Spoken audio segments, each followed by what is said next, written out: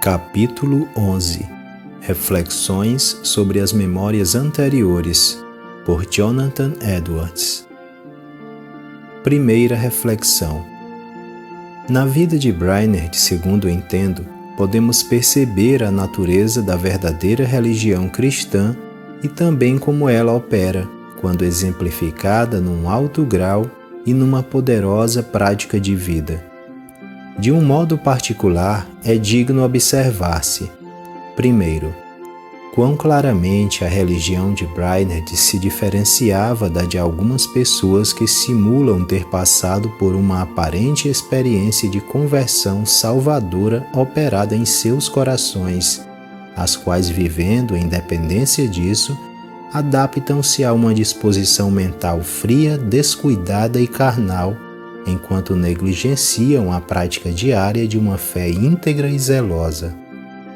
Embora as suas convicções e conversão tenham em todos os aspectos sido perfeitamente claras e definidas, todavia quão longe estava Brainerd de agir como se pensasse que já havia terminado a sua obra, quando obteve certeza da salvação e satisfação provenientes dos benefícios de Cristo, benefícios esses que lhe davam um direito legítimo ao céu. Pelo contrário, a obra efetuada em seu coração, mediante a qual fora levado a esse ponto, para ele era evidentemente apenas o começo, como se fosse o seu primeiro ingresso no grande empreendimento da vida religiosa e no serviço prestado a Deus, como se estivesse iniciando a sua carreira cristã.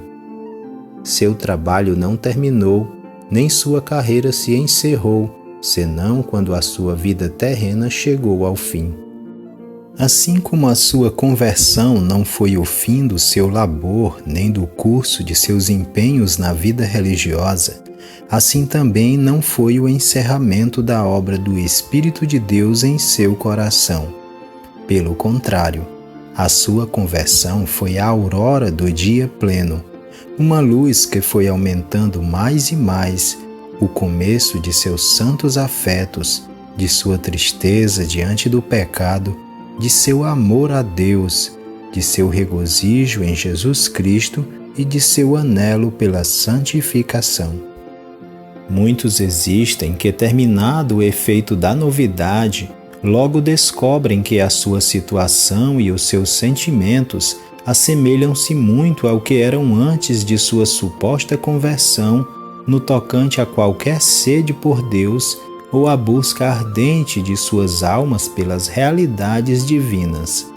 Vez por outra, de fato, tais pessoas chegam a refletir com saudade sobre o passado, sendo um tanto afetadas por essas memórias e assim repousam tranquilas, pensando estar em segurança. E desse modo não duvidam que ao morrerem irão diretamente para o céu. Muito diferente disso era a atitude de Brainerd. Suas experiências, ao invés de fenecerem aos poucos, iam se acentuando cada vez mais. O seu primeiro amor, bem como outros santos afetos desde o início, era intenso, mas com a passagem dos meses e dos anos, tornou-se ainda maior e mais patente. Segundo, sua religiosidade diferenciava em muito da religiosidade de vários dos pretensos religiosos que com frequência atuam por impulso de veementes emoções, impelidos pelo curso de repentinas e fortes impressões e por supostas iluminações elevadas e descobertas espirituais imediatas. Ao mesmo tempo, essas pessoas são caracterizadas por um virulento zelo, mas não de acordo com o conhecimento. Se examinarmos a sequência inteira das experiências de David, desde a sua conversão até a sua morte, não encontraremos qualquer dessas coisas. Nenhuma visão de Cristo pendurado na cruz com o sangue a gotejar de seus ferimentos, nenhum sorriso no semblante de Cristo sendo-lhe dirigido. Não encontraremos Cristo de braços abertos para abraçá-lo, nenhuma visão do livro da vida aberto com seu nome nele inscrito, nem Deus ou Cristo falando pessoalmente com ele, nem quaisquer repentinas sugestões de palavras ou sentenças extraídas ou não das Escrituras que lhe tenham sido dirigidas, nem novas revelações e nem fortes sugestões sobre fatos secretos. Também não encontro em todos os registros que Brainerd deixou acerca de sua própria vida qualquer exemplo de alegria que tenha sido incitada por alguma suposta revelação direta do Espírito, nem de qualquer impressão interna de que a sua condição espiritual fosse boa, mas a maneira pela qual ele ficava satisfeito com o seu bom estado espiritual, ao ponto de abolir totalmente os seus temores, era sentindo dentro de si mesmo as atuações vívidas de um temperamento santo e de uma disposição celestial, como uma exercitação vigorosa daquele divino amor que elimina o temor. Terceiro, o cristianismo de Brainerd não era egoísta e mercenário. Seu amor a Deus era baseado primária e principalmente na suprema excelência de sua própria natureza, não em alguma noção preconcebida de que Deus o amava e que o havia recebido em seu favor, tendo feito grandes coisas por ele ou prometido grandes coisas para ele. Sua alegria fixava-se em Deus e não em si mesmo. Por meio de seu diário, notamos que ao longo de sua vida, de vez em quando, a sua alma era repleta por inefável doçura e consolação. As bases de seu forte e permanente consolo eram as emocionantes considerações e vívidas ideias sobre a infinita glória de Deus, sua imutável bem-aventurança, seu domínio soberano e universal. Estas coisas ele somava à doce exercitação do amor a Deus, entregando-se a Ele, humilhando-se diante dele, negando a si mesmo por ele, dependendo dele, tudo fazendo para a sua glória e servindo-o. Além destas, ele também fundamentava sua consolação na agradável expectação ou esperança que tinha acerca do avanço futuro do reino de Cristo.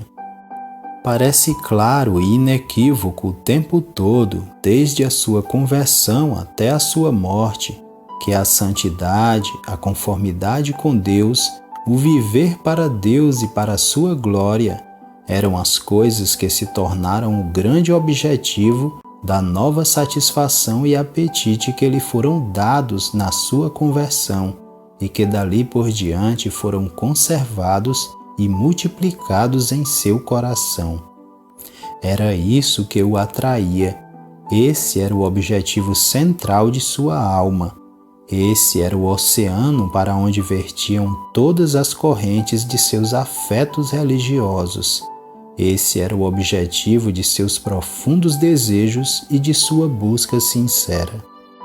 Ele desconhecia verdadeira excelência ou felicidade além dessa. Era isso que ele desejava na terra com maior veemência e constância. E para ele nisso consistiam a beleza e a bem-aventurança do céu. Era isto que o fazia anelar tão intensa e tão frequentemente pelo mundo da glória. O seu grande alvo era ser perfeitamente santo, perfeitamente atarefado nas santas atividades do céu e por conseguinte glorificar a Deus e desfrutar dele para sempre. Sua iluminação religiosa, suas emoções e suas consolações pareciam ser seguidas em alto grau pela humilhação evangélica, que consiste no senso de nossa própria insuficiência, vileza e odiosidade, das quais coisas ele tinha plena consciência. Quase o tempo todo ele manifestava profunda preocupação por suas falhas na vida religiosa, sentindo-se muito distante daquela atitude espiritual e santa que lhe cabia ter por causa de sua ignorância, orgulho amortecimento espiritual, instabilidade e esterilidade. Não somente ressentia-se diante da memória de sua pecaminosidade anterior à conversão, mas também diante do senso de sua atual vileza e corrupção. Ele não era propenso a pensar em sua maldade somente quando se comparava a Deus, mas também quando se comparava aos homens. Inclinava-se a pensar em outros santos como melhores do que ele mesmo, a pensar em si como o pior e menor de todos os santos e por muitas vezes como o mais vil e pior elemento da humanidade. E apesar de seus grandes feitos no campo do conhecimento espiritual, vemos que poucas coisas mais frequentemente o afligiam e o abatiam do que a sua ignorância. Algo que o destacava era o seu espírito manso e tranquilo, semelhante à pomba e ao cordeiro, como era o Espírito de Jesus Cristo. Como era pleno de amor, mansidão, tranquilidade, misericórdia e perdão. Seu amor não consistia apenas na apreciação e no zelo por algum grupo, mas numa benevolência universal, por muitas vezes exercida mediante o mais sensível e ardente amor a seus maiores inimigos e opositores. Brainerd era dotado de um espírito suave e terno. Como as suas experiências, esperanças e alegrias se distanciavam da tendência de embrutecê-lo e endurecê-lo, de depreciar as suas convicções e sensibilidade de consciência, de amortecer seus sentimentos para com seus pecados atuais e passados e de torná-lo menos cônscio acerca de seus pecados futuros. Quão longe estavam essas experiências, esperanças e alegrias de deixá-lo mais tranquilo quanto à negligência dos deveres difíceis e inconvenientes, de deixá-lo mais vagaroso e parcial no cumprimento de mandamentos difíceis, menos apto a ficar alarmado diante de seus próprios defeitos e transgressões, mais facilmente induzido a admitir apetites carnais. Pelo contrário, quão sensível era a sua consciência, quão tendente era o seu coração a culpá-lo, quão facilmente ele se alarmava diante do aparecimento da perversão moral, quão grande e constante era o seu cuidado com o seu próprio coração, quão rígida era a sua cautela e vigilância acerca do pecado, quão profundas e sensíveis eram as feridas provocadas pelo pecado sobre a sua consciência. Aqueles males que geralmente são considerados pequenos eram uma carga quase insuportável para ele, tais como suas deficiências interiores, o fato de não ter um amor maior a Deus, de não detectar em si mesmo algum descuido ou ociosidade em sua vida religiosa ou qualquer outra disposição mental inconstante. Quando considerava essas coisas, sentia-se oprimido e abatido, cheio de vergonha e confusão. Seu amor e esperança, ainda que fossem tais que lançassem fora o temor servil do inferno, eram acompanhados do temor pelo pecado e de receber a insatisfação santa de Deus. Além do mais, eram abundantemente fomentados e valorizados pelo temor filial e reverente a Deus. Sua alegria parecia verdadeiramente ser um regozijo mesclado de santo temor. Seu senso de segurança e consolo se diferenciava grandemente de uma confiança e alegrias falsas e entusiásticas, pois promovia e mantinha a atitude de lamentação em face do pecado. Depois que recebeu a certeza da salvação e plena satisfação diante da segurança de seu estado, ele não se esquecia dos seus pecados passados, tenham estes sido cometidos antes ou depois de sua conversão, mas a memória deles, vez por outra, renovava a tristeza em seu coração. Não há dúvida que o trecho de Ezequiel 16:63 cumpria-se em sua vida. Abre aspas. Para que te lembres e te envergonhes, e nunca mais fale a tua boca soberbamente, por causa do teu opróbrio, quando eu te houver perdoado tudo quanto fizeste. Fecha aspas. Os afetos e as alegrias religiosas de Brainerd não se pareciam com as de algumas pessoas que têm arrebatamentos e poderosas emoções de vez em quando estão na companhia de outros, mas que nada sentem quando se retiram para devoções particulares. Embora fosse muito sociável, amando estar na companhia dos crentes e muito deleitando-se em diálogos espirituais e na adoração coletiva, contudo as suas emoções mais calorosas e o maior efeito destas sobre a sua natureza, bem como sobre as suas alegrias mais agradáveis, ocorriam em suas devoções secretas e na comunhão íntima entre Deus e a sua própria alma. Isso podia ser facilmente observado durante toda a sua vida, desde a sua conversão até a sua morte. Ele apreciava muito os retiros espirituais e gostava de manter-se afastado do mundo, a fim de conversar a sós com Deus em devoções secretas. As experiências e consolos de Brainerd eram muito diversos do que sucede a algumas pessoas que parecem viver saciadas espiritualmente, pondo fim a seus desejos e anelos religiosos, pelo menos quanto ao vigor e ao fervor dos mesmos. Estas ficam satisfeitas com as suas próprias realizações e consolos, por viverem como se já tivessem obtido a sua finalidade básica, a extinção dos temores que sentem do inferno, e por conferir a si mesmas a confiança quanto ao favor divino. Pelo contrário, suas experiências e consolos eram sempre acompanhados por anelos e desejos de um maior grau de conformidade com Deus. Quanto mais profundas e doces eram essas consolações, tanto mais veemente era o seu desejo pela santificação. Ele não ansiava tanto por alegrar-se no amor de Deus, por ter visões claras sobre os seus próprios direitos a um progresso espiritual futuro e a honrarias celestes eternas, mas anelava por maior santidade nesta vida, maior espiritualidade, um coração mais solícito para servir a Deus, por amá-lo e exaltá-lo e depender mais dele.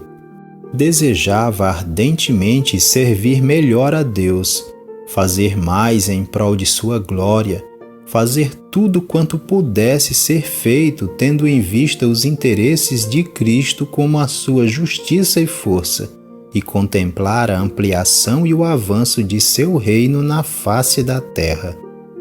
Seus desejos não eram ociosos, mas eram poderosos e eficazes, animando-o a grande esforço na busca mais intensa por essas coisas, com um máximo de diligência e um incansável labor e autonegação. Suas consolações nunca arrefeceram a sua busca por Deus, nem o seu esforço em obter sua graça. Pelo contrário, levavam-no a empenhar-se cada vez mais nesses propósitos. Quarto, a religiosidade de Brainerd não consistia numa experiência desvinculada da prática. Toda a sua iluminação interior, emotividade e consolos pareciam conduzir diretamente à prática cristã, culminando na mesma. E esta não era meramente uma prática boa por ser livre de atos grosseiros de irreverência e imoralidade, mas por ser uma prática santa e cristã, própria de uma vida séria, devota, humilde, mansa, misericordiosa, caridosa e beneficente. Ele fazia do serviço a Deus e a nosso Senhor Jesus Cristo a atividade mais importante de sua vida, a que se dedicou e buscou com maior empenho e diligência até ao último de seus dias, em meio a todas as suas dificuldades. Nele via-se a maneira correta de alguém viver e praticar a verdadeira religião cristã. Sua vivacidade cristã não consistia apenas ou principalmente em ser ativo em palavras, mas em obras, nem em mostrar-se ousado na profissão de sua fé e em demonstrações externas contando com frequência suas próprias experiências, mas, sobretudo, em mostrar-se ativo e abundante nos labores e deveres religiosos. Abre aspas. No zelo, não sejais remissos, sede fervorosos de espírito, servindo ao Senhor em vossa geração, de acordo com a vontade de Deus. Fecha aspas. Segunda reflexão. Esta narrativa da vida de Brainerd pode convencer-nos de que realmente existe tal coisa como uma verdadeira religião que possa ser vivenciada, oriunda da direta influência divina, a qual ilumina a mente e a convence de modo sobrenatural, impressionando, vivificando, santificando e governando poderosamente o coração. Se alguém insistir que a piedade de Brainerd consistia em mero entusiasmo, resultado de uma fértil imaginação, então indagarei. Quais foram os frutos de seu entusiasmo?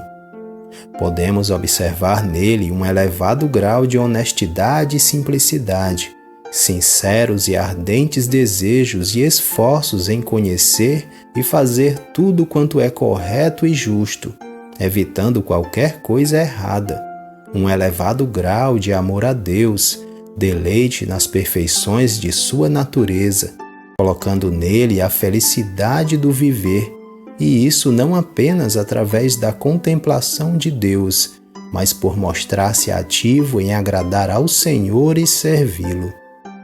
Havia nele uma firme e confiante crença no Messias como o Salvador do mundo, o grande profeta de Deus e o Rei da Igreja.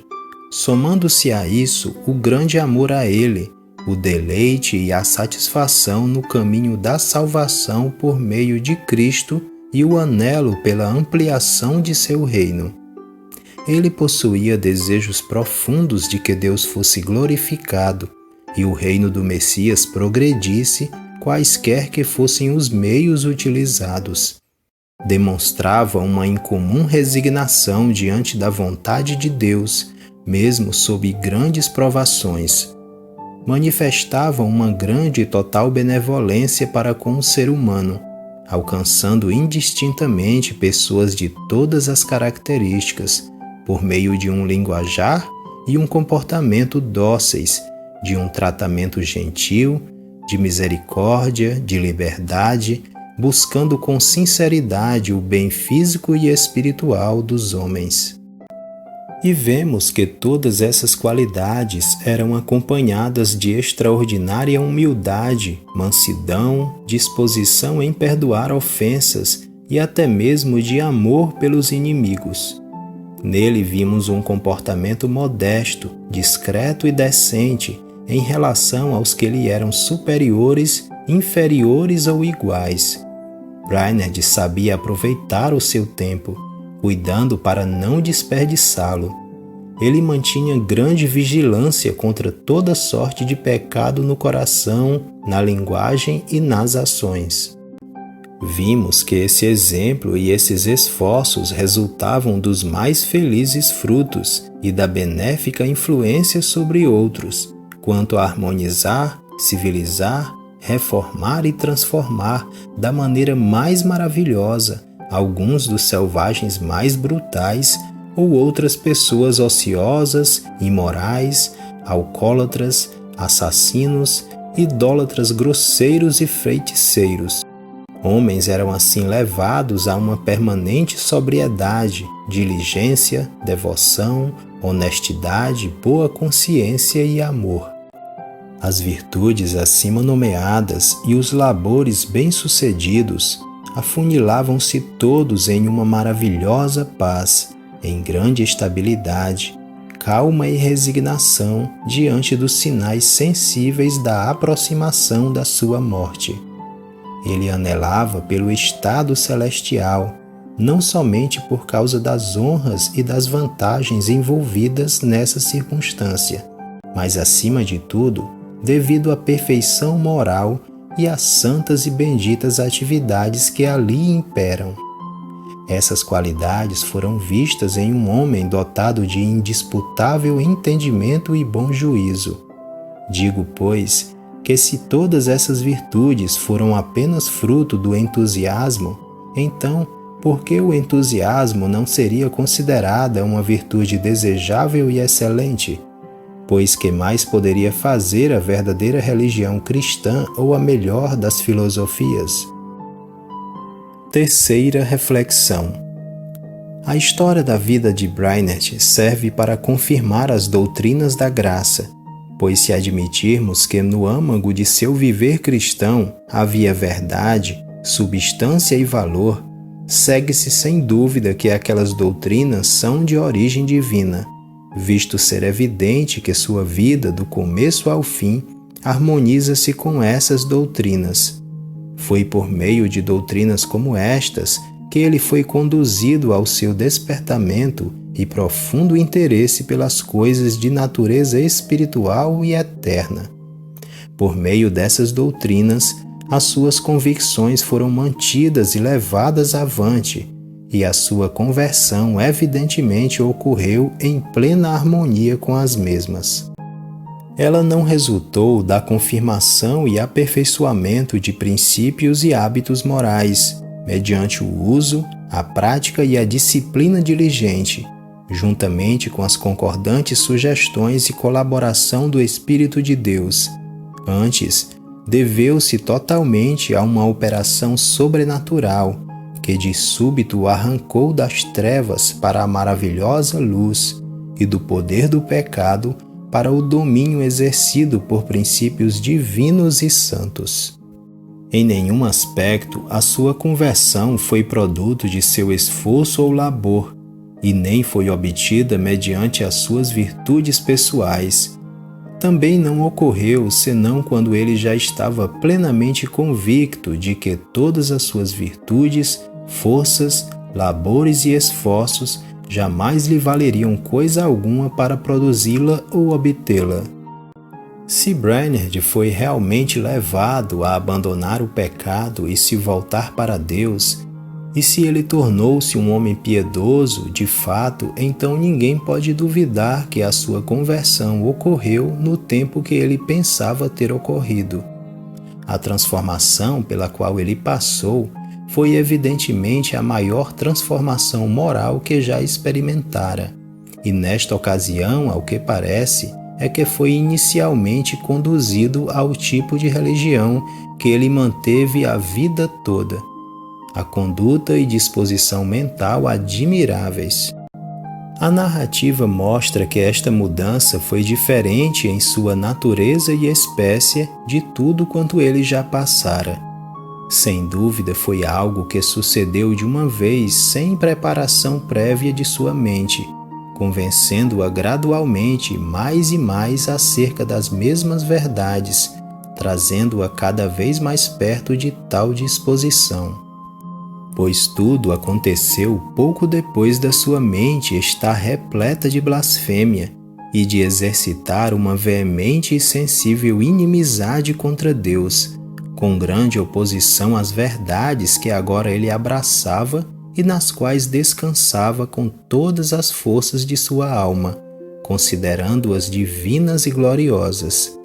Ele depositava a sua felicidade na meditação acerca dessas verdades e no aprimorar-se nelas. Ele mesmo, sem dúvida, sendo quem melhor podia julgar a sua própria experiência, declarou que os novos afetos e as novas disposições que lhe foram outorgadas, os quais também permaneciam em sua possessão, eram com a maior certeza completamente diferentes em sua natureza de tudo quanto lhe fora dado experimentar antes daquela ocasião e de tudo quanto ele antes pudera conceber. Portanto, é patente que a piedade de Brainerd era o efeito das doutrinas da graça aplicadas ao seu coração, e por certo não podemos negar que o resultado foi bom, a menos que nos tornemos ateus ou deístas. Gostaria de indagar se existe realmente tal coisa como a devoção cristã. Se existe, no que ela consiste?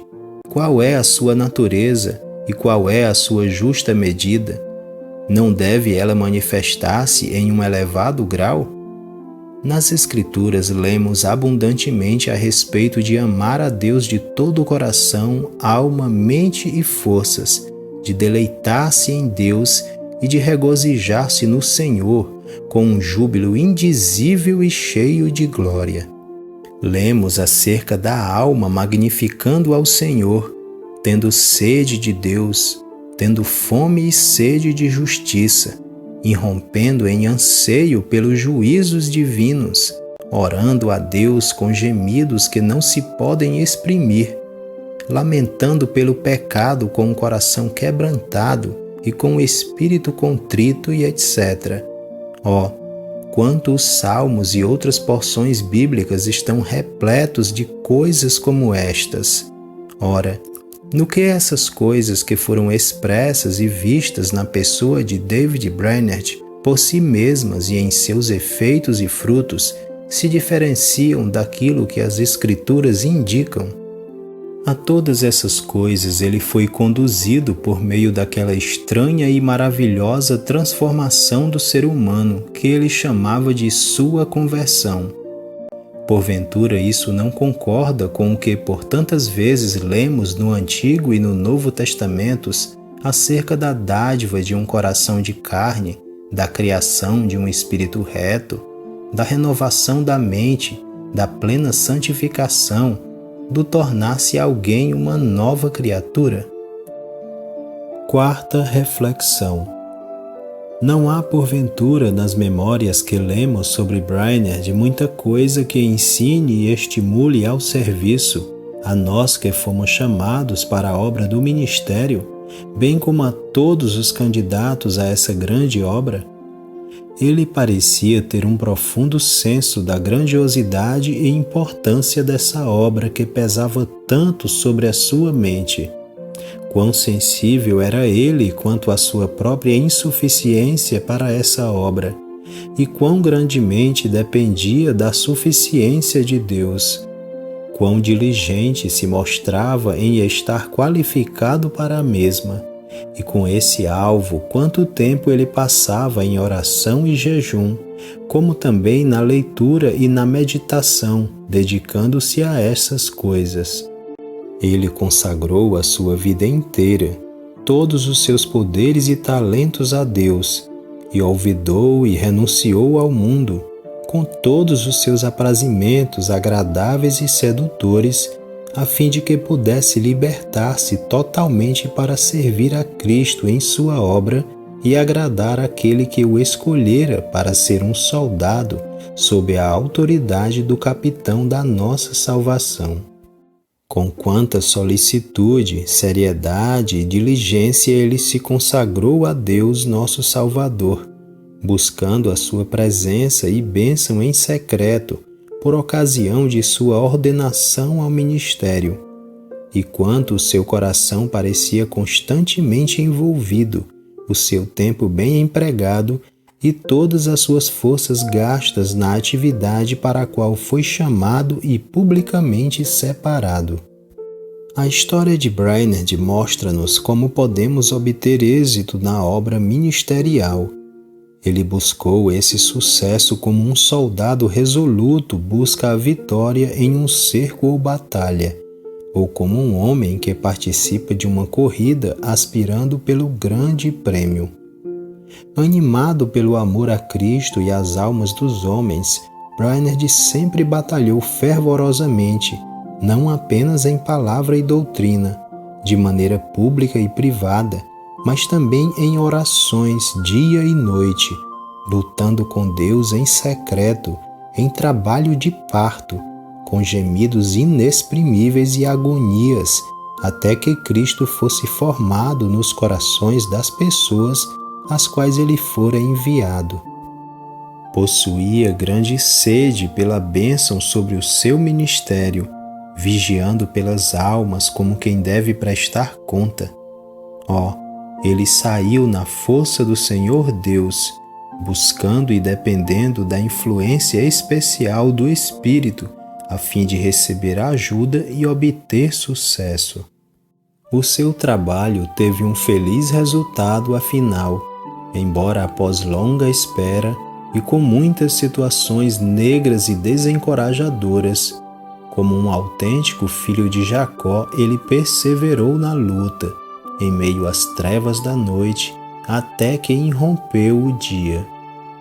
Que o exemplo de David Brainerd conceda instrução particularmente aos missionários por seu trabalho, dedicação à oração, abnegação, sua resistência nas dificuldades, demonstrando constante determinação e paciência, e também por sua conduta fiel, vigilante e prudente quanto a muitas outras questões.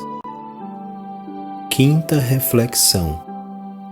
O relato sobre a vida de Brainerd pode fornecer instruções aos crentes em geral. Sua vida demonstra em muitos aspectos a maneira correta de pôr-se em prática a religião cristã a fim de se obter os fins e receber os benefícios daí resultantes.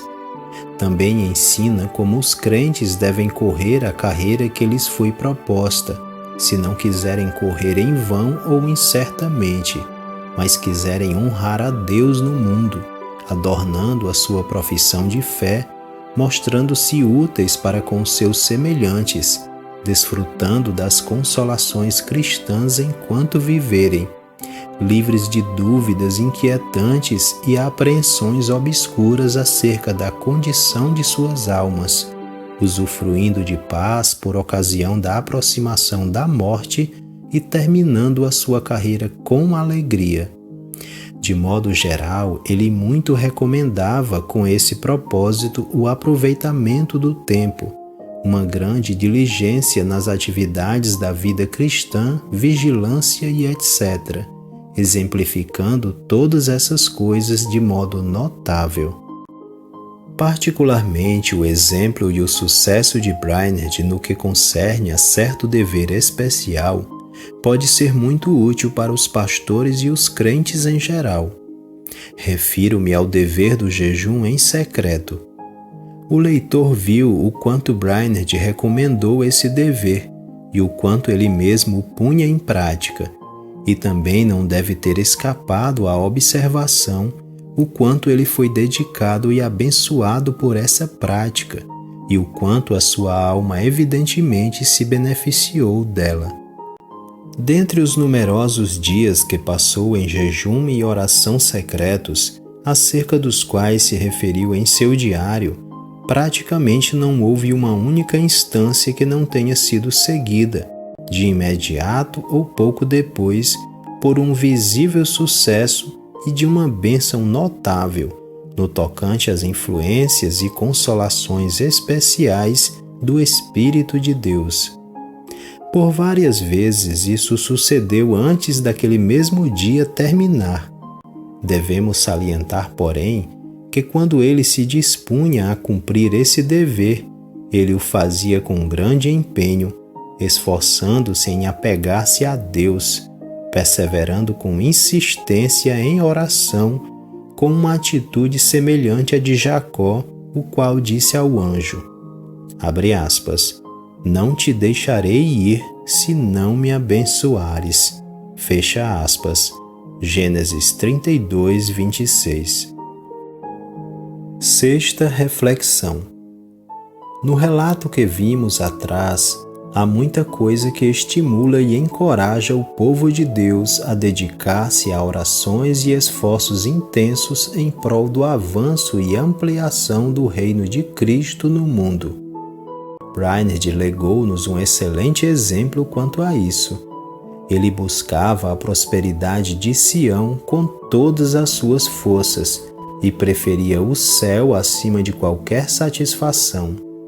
Oh, quanto a sua alma anelava e por ela suspirava!